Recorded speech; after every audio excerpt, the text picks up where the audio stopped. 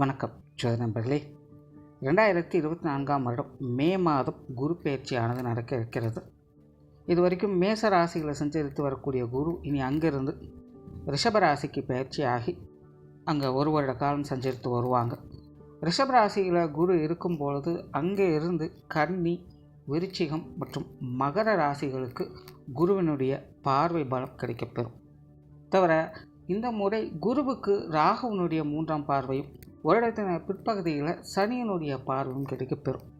பொதுவான வகையில் இந்த குருவினுடைய அமைப்பு பெரும்பாலும் ஒரு சாதகமான பலன்களை கொடுக்க வல்லது. குறிப்பாக காலபுருஷனுக்கு 2ஆம் இடத்தில் அடுத்து ஒரு வருட காலம் குருவினுடைய சஞ்சாரம் இருப்பதனால நாட்டினுடைய பொருளாதார வளம் அப்படிங்கிறது கொஞ்சம் அதிகரிக்கவே செய்யும். பொதுவான வகையிலேயே இந்த காசபண சமாச்சாரங்கள், பொருளாதார ரீதியான விஷயங்கள்லாம் பார்த்தீங்கன்னா இனி கொஞ்சம் அதிகமாக பேசப்படவும் செய்யும். தொழில் துறைகளில் நிறைய முன்னேற்றங்களையும் மாற்றங்களையும் எதிர்பார்க்கலாம். புதிய புதிய தொழில்நுட்பங்கள் உருவாவதற்கான வாய்ப்புகள் அதிகமாக இருக்கும். தொழில் வாய்ப்புகள், வேலை வாய்ப்புகள் போன்ற விஷயங்களை கொஞ்சம் அதிகரிக்கவே செய்யும். வெளிநாடு சம்பந்தப்பட்ட விஷயங்கள் மூலமாக சாதகமான பலன்களை எதிர்பார்க்கலாம். ஏற்றுமதி இறக்குமதி சார்ந்த விஷயங்கள் அனைத்தும் சிறப்பாக இருக்கும். ஆன்மீக துறை சார்ந்த விஷயங்களும் இனி சிறப்பாக இருக்கும். குறிப்பாக இந்த யோக சாதனாக்கள், ஆத்மபலம் போன்ற விஷயங்கள் இந்த காலகட்டங்களில் சிறப்பாக பேசப்படும். அறிவியல், தொழில்நுட்பங்கள் அப்படிங்கிறது அதிகரிக்க செய்யும். பொதுவான வகையிலேயே மக்களை பார்த்தோம்னா எதையுமே வெறுமனே நம்பாமல் ஆழ்ந்து சிந்தித்து செயலாற்றி வருவாங்க. இந்த மூட நம்பிக்கை சார்ந்த விஷயங்கள்லாம் பார்த்திங்கன்னா இந்த காலகட்டங்களில் கொஞ்சம் அடங்கி போகும் அப்படின்னு சொல்லலாம். மக்களுடைய பேச்சு திறன் அப்படிங்கிறது அதிகரிக்கும். பேச்சுத்துறை சார்ந்த விஷயங்களில் சாதகமான பலன்களை எதிர்பார்க்கலாம். ஸோ பொதுவான வகையில் இந்த குரு பயிற்சியானது பெரும்பாலும் ஒரு சாதகமான அமைப்புகளையே கொடுத்து வருது. பட் இந்த சனியினுடைய பார்வை மற்றும் ராகுவினுடைய பார்வைகள் கிடைக்கப்பெறதுனால குடும்பம் சார்ந்த விஷயங்களில் மக்களுக்கு சில இறுக்கமான சூழ்நிலைகள் அப்படிங்கிறது அவ்வப்போது வந்து போகும். அதாவது பொதுவாகவே எல்லாருக்குமே இந்த குடும்ப விஷயங்கள், காரியங்கள் அப்படிங்கிறது எதையும் எடுத்தோம் கூத்தோம் அப்படின்னு முடிக்க முடியாது. பார்த்து பக்குவமாக தான், அமைதியாக தான் ஹேண்டில் பண்ண வேண்டியதாக இருக்கும். குறிப்பாக குடும்பத்துக்குள்ளே இந்த வாய் நிதானம் அப்படிங்கிறது அதிகமாக தேவைப்படும். அதாவது நிறைய பேர் பார்த்திங்கன்னா கண்ட்ரோல் இல்லாமல் கொஞ்சம் லூஸ் டாக் விட்டுடுவாங்க.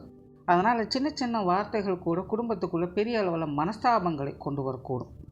படிங்க, நல்ல விஷயம் என்னென்னா, அப்படி வரக்கூடிய பிரச்சனைகளுக்கு எதிர்காலத்தில் சொல்யூஷன் அப்படிங்கிறது கண்டிப்பாக கிடைக்கும். பட் இருந்தாலும் முடிஞ்ச அளவுக்கு கொஞ்சம் கண்ட்ரோலோடு இருக்கிறது இந்த குடும்ப விஷயங்கள், காரியங்களில் சாதகமான அமைப்புகளை ஏற்படுத்தும். விவசாயம் சார்ந்த விஷயங்கள் சற்று முன்னேற்றத்தோடு இருக்கும். கல்வி, வித்தை சம்பந்தப்பட்ட விஷயங்களில் சில மாற்றங்கள் அப்படிங்கிறது இந்த காலங்களில் ஏற்படும். எஜுகேஷன் சார்ந்த விஷயங்கள்லாம் பார்த்தீங்கன்னா பெருசாக டெவலப்மெண்ட் அப்படிங்கிறதுக்காது, பட் சின்ன சின்ன சேஞ்சஸ் அப்படிங்கிறது ஏற்படும். தங்கம் போன்ற ஆபரணம் சார்ந்த விஷயங்கள்லாம் பார்த்திங்கன்னா இந்த காலகட்டங்களில் கொஞ்சம் ஏற்றத்தோடையே இருக்கும். உடல்நலம் சார்ந்த விஷயங்களுக்கு முன்னேற்றங்களை கொடுத்து வரும். அதாவது புதிய புதிய மருந்துகள் கண்டுபிடிப்பதற்கான வாய்ப்புகள் இருக்குது. ஸோ இந்த மருத்துவத்துறை, ஃபார்மா போன்ற விஷயங்கள்லாம் பார்த்திங்கன்னா இந்த காலகட்டங்கள் கொஞ்சம் டெவலப்மெண்ட்டோடு இருக்கும். ஸோ பொதுவான வகையில் இந்த குரு பயிற்சியானது மற்ற கிரகங்களால் சின்ன சின்ன சங்கடங்கள் அப்படிங்கிறது வந்து போனாலும் கூட இந்த குருவினுடைய அமைப்பால் அந்த மாதிரியான சங்கடங்கள் குறைந்து ஒரு அமைதியான சூழலை வழிவகுத்து கொடுக்கும். இனி மேற்கொண்டு ஒவ்வொரு ராசி மற்றும் லக்ன ரீதியாக இந்த குரு பயிற்சி எப்படி இருக்குது அப்படிங்கிறத பார்க்கலாம்.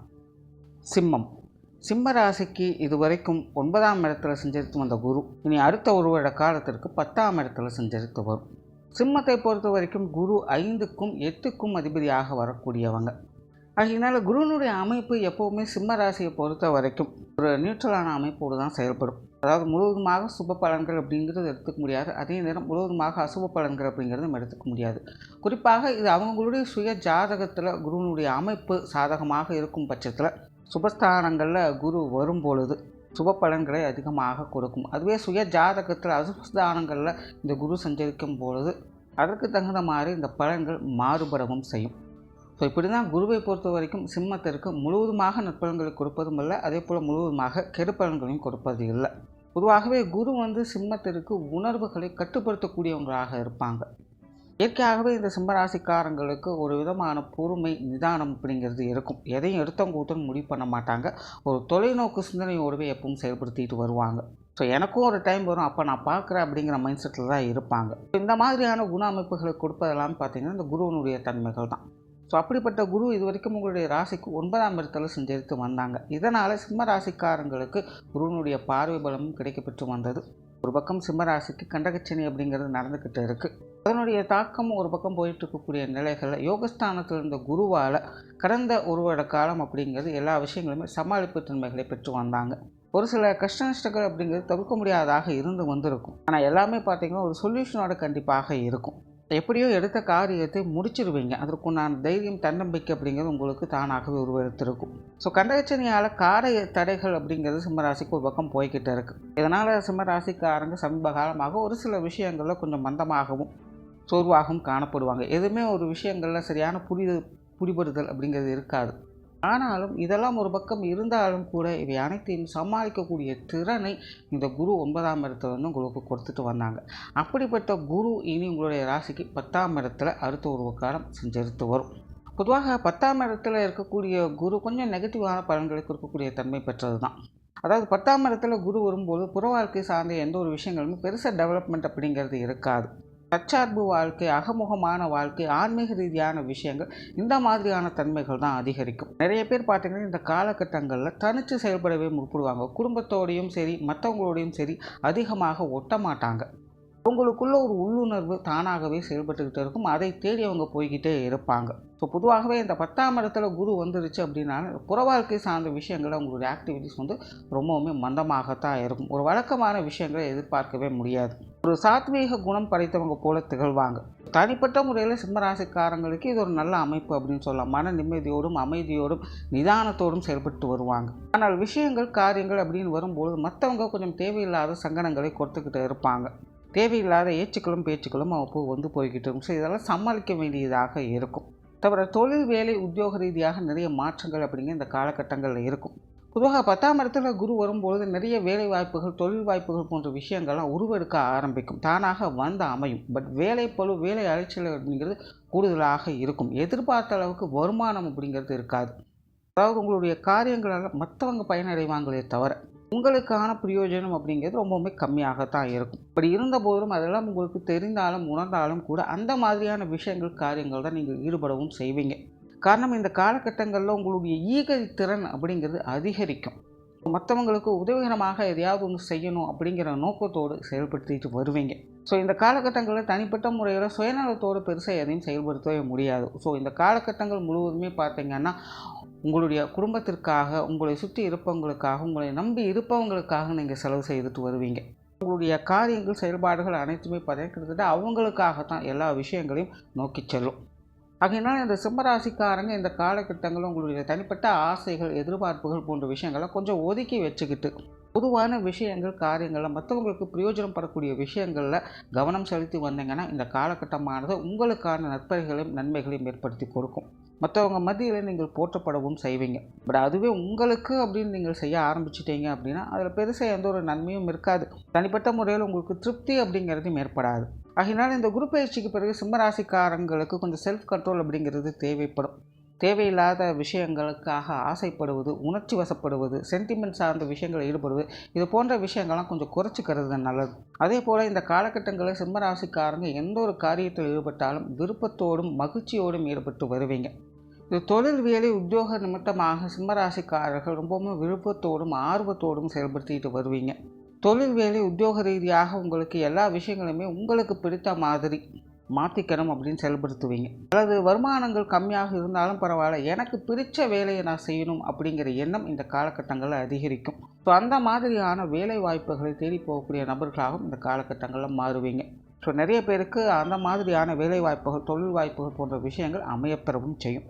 சுருக்கமாக சொல்லணும்னா பொதுவாகவே இந்த 10ஆம் இடத்துல குரு வரும்பொழுது நம்ம செய்யக்கூடிய காரியங்களில் சாட்டிஸ்ஃபிகேஷன் இருக்குதா அப்படிங்கிறதான் பார்க்குமே தவிர அதனால் நமக்கு லாபம் இருக்கா நஷ்டம் இருக்கா அப்படிங்கிறத பற்றி யோசிக்காது. ஸோ இந்த காலகட்டங்களில் சிம்மராசிக்காரங்க அப்படிப்பட்ட ஒரு வேலை தொழில் சார்ந்த விஷயங்களில் செயல்படுத்திட்டு வருவாங்க. வெளியூர் மற்றும் வெளிநாடு சம்பந்தப்பட்ட விஷயங்கள் உங்களுக்கு சாதகமாகவே இருக்கும். குறிப்பாக வெளிநாடு சம்பந்தப்பட்ட விஷயங்களில் இந்த காலகட்டங்கள் உங்களுக்கு ரொம்பவுமே சிறப்பாகவே செயல்படுது. நிறைய சிம்மராசிக்காரங்க இந்த காலகட்டங்களில் குடும்பத்தை விட்டு கொஞ்சம் தனிச்சிருக்கும்படியான சூழ்நிலைகள் ஏற்படும். வேலை நிமித்தமாக, படிப்பு விஷயங்களுக்காக அல்லது வேறு ஏதாவது காரணங்களுக்காக வெளிநாடுகளுக்கு போய் இருக்கக்கூடிய அமைப்புகள்லாம் உருவாவதற்கான வாய்ப்புகள் அதிகமாகவே இருக்குது. பொருளாதாரம் சார்ந்த விஷயங்கள் சமாளிக்கக்கூடிய நிலைகளில் இருக்கும். வரவுகளும் செலவுகளும் இந்த காலகட்டங்களில் ஈக்குவலாக இருக்கும் அப்படின்னு கூட சொல்லலாம். ஆனால் கடன் சார்ந்த விஷயங்களை மட்டும் கொஞ்சம் கவனமாக இருங்க. கொடுப்பதானாலும் சரி, வாங்குவதானாலும் சரி.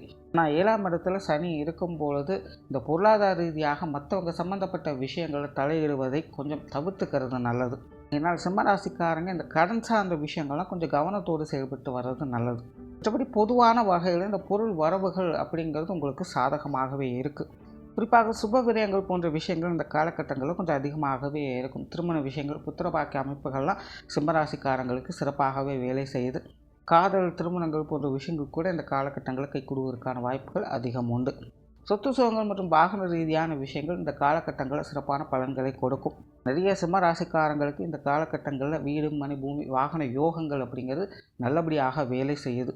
இதற்காக இந்த காலகட்டங்களை சரியான முறையில் பயன்படுத்திக்கலாம்.